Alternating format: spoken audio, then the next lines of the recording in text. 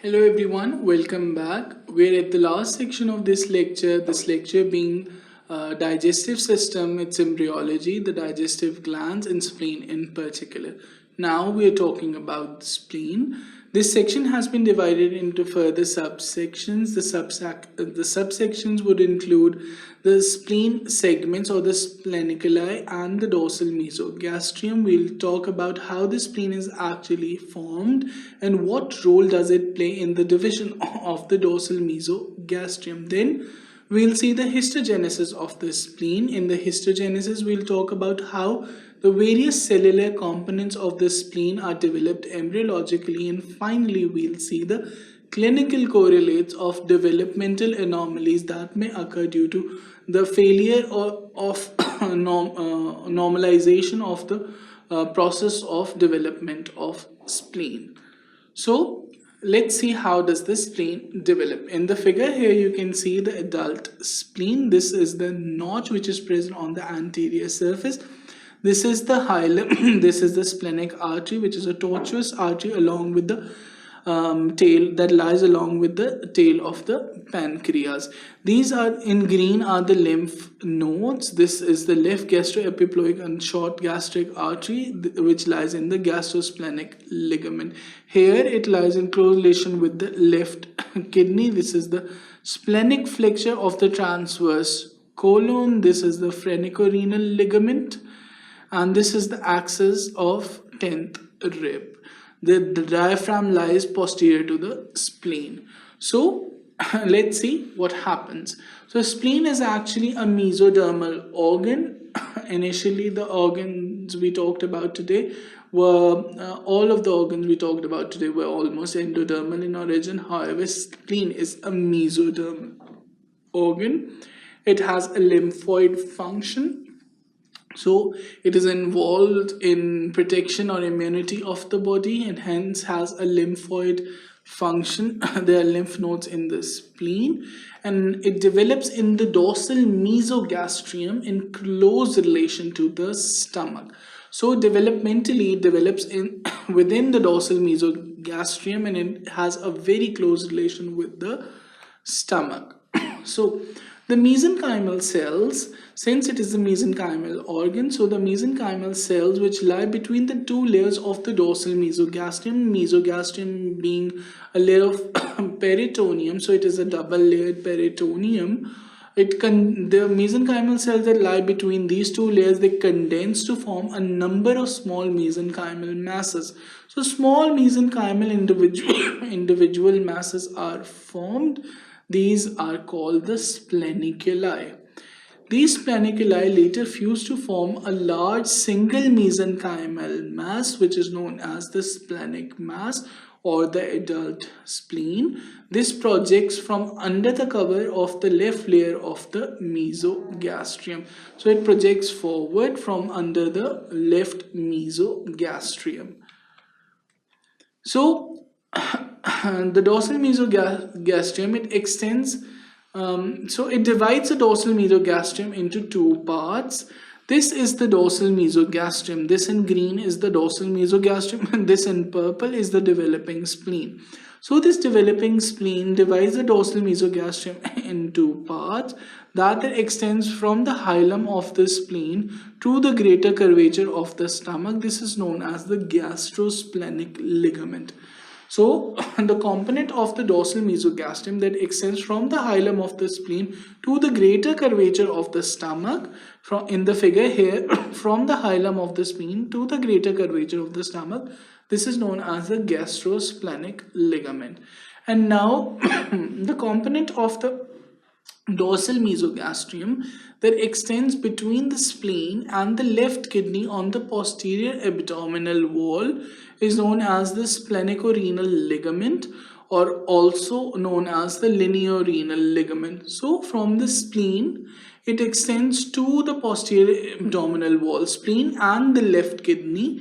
So it is known as the splenicorenal ligament or the lineorenal ligament. Here you can see spleen is closely related to the left kidney. So the extension of spleen and the extension of dorsal mesogastrium from the spleen to the lineorenal to the posterior abdominal wall forms the lineorenal ligament. So let's talk about the histogenesis of spleen, that is how the various components of the spleen are developed embryologically. So the mesodermal cells, they help in the formation of capsule. This is the capsule of the spleen that lines the outside of the spleen. They help in the formation of septa. These are the septa that lie between the lobules.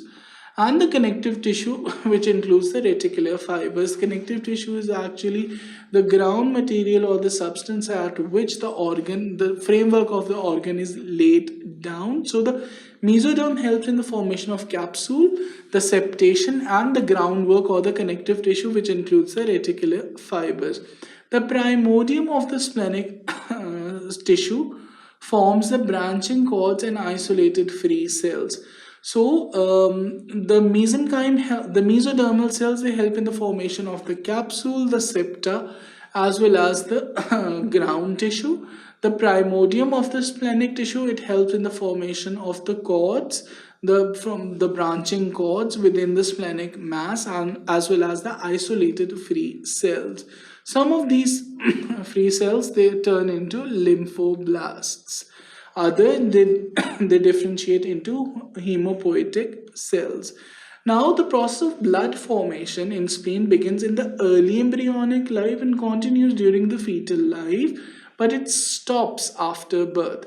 So, spleen is an intraembryonic hemopoietic site.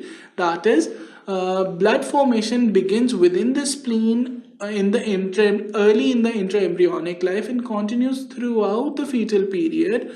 However, it stops once the child is born. The production of lymphocytes, however, it continues in the postnatal period. So the cells which were the production of lymphocytes from lymphoblasts to lymphocytes, this process continues even postnatally. So accessory spleen, what is an accessory spleen? It may be found at many sites. Since spleen develops as spleniculi from the mesenchymal condensation of the mesenchymal cells that lie between the two layers of the dorsal mesogastrium.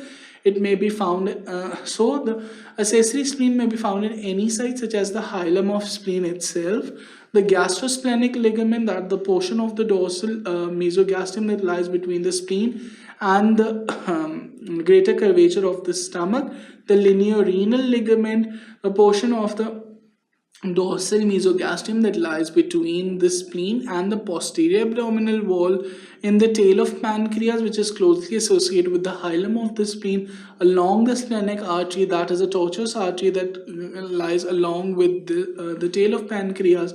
In the greater omentum, it lies rarely in the greater omentum, and very rarely it may lie in the left spermatic cord. So, clinical importance, what is the clinical importance of an accessory spleen? This is an accessory spleen. Here you can see this is the hilum. It's closely related to the hilum. It is actually present in the gastrosplenic ligament somewhat. So, they may undergo hypertrophy after splenectomy. So, once for some condition, you may have done splenectomy in a patient. After the splenectomy is done, this accessory spleen might assume the function of the spleen, of the true spleen, and it may undergo hypertrophy and may be responsible for the production of signs and symptoms of the disease for which a splenectomy was done. I hope you are following me. I'll try to explain again. You did a splenectomy for a disease, all right?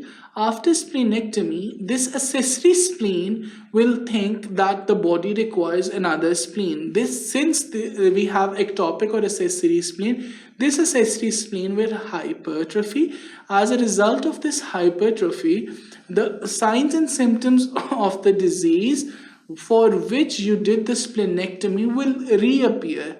And this is the only clinical consideration in an accessory spleen. If a patient is not affected by any disorders that require splenectomy, an accessory spleen is not pathological.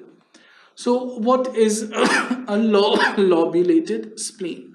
So a lobulated spleen is a spleen in which there is persistence of the fetal spleniculi. So we talked about this earlier. The spleen is formed by the by the condensation of mesenchymal cells that lie between the two layers of the dorsal mesogastrium. Now, in this condition, in a lobulated spleen, there is persistence of these separate segments of spleen. They tend to come together, but they are not actually together. There are presence of lobulations in between.